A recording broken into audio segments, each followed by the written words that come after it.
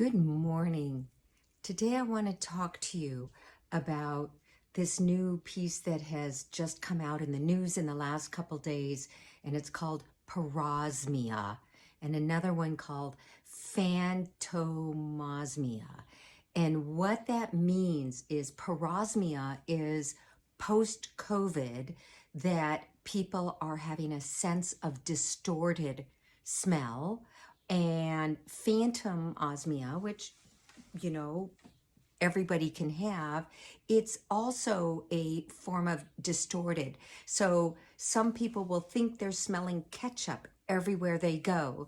Some people will think they're smelling flowers everywhere they go. And what's really difficult for some of the people post-COVID, after they had lost their sense of smell, is that it's so distorted that let's say somebody is smelling something that normally smells good to them, and according to the article, to that person it smells like rotting carcass. That's a huge difference in what really is. And if you look back at my old videos that I did in July, because I had COVID and I had lost my sense of smell, and I took it very seriously, that was because I knew that was my brain. That was not my nose. And I don't mess with brain injury. That's been my specialty for the last almost 40 years in my practice. And I went in to rewire it immediately. And let me just show you. Here is what the brain, oh, excuse me, my dog is next to me. This is a depiction of what the brain is like with the sense of smell, right? So right here is olfactory in the brain. This is the front of the brain, the back of the brain. Here's olfactory, and right next to olfactory is auditory. Next to olfactory is gustatory, which is sense of taste. Next to olfactory is sensory motor. Okay, so now we've got different parts. Visual is back here, but I included that in our lessons. I am a Feldenkrais practitioner and a Tellington T-Touch practitioner, and I have taught many T-Touch or self Feldenkrais lessons that we can do for ourselves to improve the overall functioning of the brain. Why is that so important? Because while the infection may somehow affect the olfactory processing part of the brain, the olfactory, which is the sense of smell, what we can do is support the system. And one thing in the Feldenkrais method is we are very much about somatosensory, the sensing of movement and touch and feel and awareness of our body. And that is huge because we think of our balance, we think of movement, we think of differentiation, we think of crawling, walking, running, movement of the body, placement of the head, movement of the eyes, differentiation, this thing that makes us so vital and alive, because life is about movement. And without movement, as Moshe Feldenkrais would say, life is unthinkable. So when you add in movement with awareness of self, you are stimulating the somatosensory cortex. When you stimulate the somatosensory cortex, it will help to stimulate the olfactory and get the olfactory system back online. And so when you go to smell daisies in the flower, in the garden, or you go to smell a perfume that you liked, or you're not wanting to smell anything, the last thing you will smell is rotting carcass. What you will smell is either the nothing, because there is nothing that you're smelling, all the way to the lovely thing that you are intending to smell.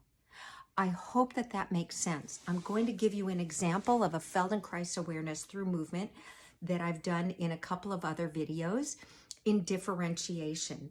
So for instance, we just rest the arm up in front of us, and you can do this with me wherever you are, standing or sitting. And you just easily let the shoulder hang, let the arm hang softly. And look at the hand, or look past the hand, and turn the hand and the body together with your hand. So the hand and the body can turn.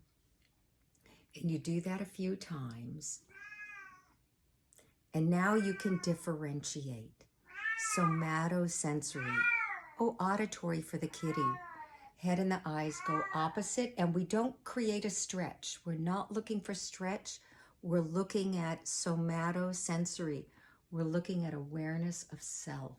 So the eyes and the head go opposite, and we pay attention whether we're breathing or holding our breath.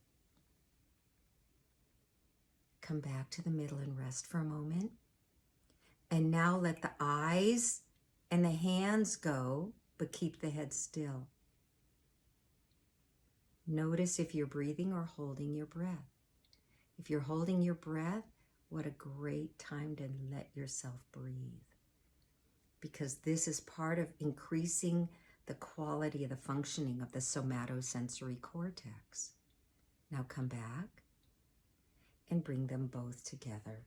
The head, the eyes, and the hands. So bring all three together, Feel that quality. Notice that your movement may even be smoother, and then come back. It's that simple. You challenged yourself in something small that isn't hard, that isn't weightlifting. Anybody can do this. That will increase the communication in the somatosensory cortex, because I'll bet a lot of you held your breath. And in the awareness of breathing, the quality of the movement and the increasing stimulation of the somatosensory cortex improved. And what's next door to it is the olfactory, the sense of smell. And when you increase one part of the brain, you increase the other.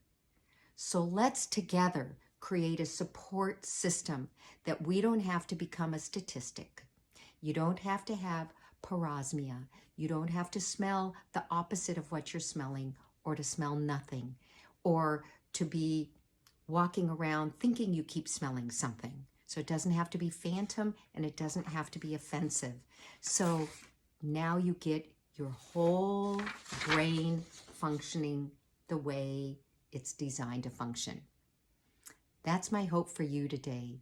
Take this, put a like on it, share it, and let me know if you want me to put more lessons of movement that will help increase the quality of your functioning to make it easy and free for you. Have a great day.